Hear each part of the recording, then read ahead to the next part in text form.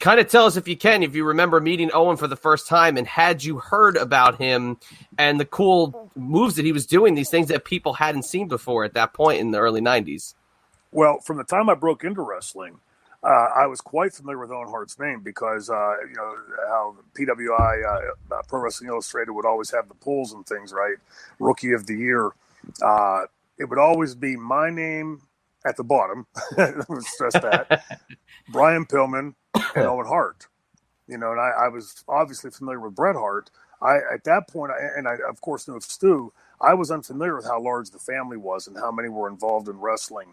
But I remember constantly seeing this name, Owen Hart, and wondering, like, God, who is this guy? His name's always up there. And then you start seeing him. I saw him, his Japanese stuff first, when he was in Japan, and then later it would be like this sort of recurring thing, right?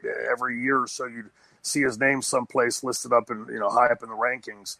And then, some years later, 82 to 95 when I first met Owen, I believe. I don't think he was there in 90. Wow.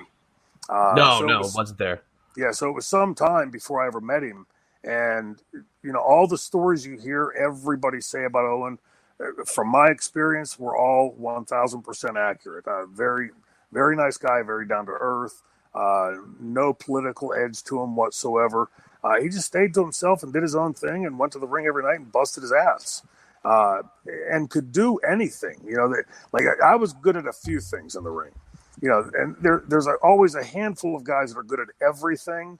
And that was Owen Hart. I mean, Owen could do the flying. He could do the chain wrestling, right? He could do, the comedy. He could do pretty much anything in the ring and do it damn well.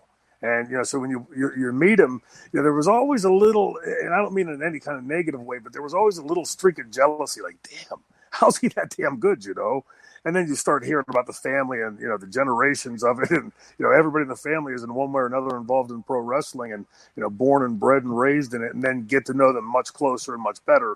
And then it makes perfect sense, right? The last of the litter and, following all that, how could you not be? Just soak it all in.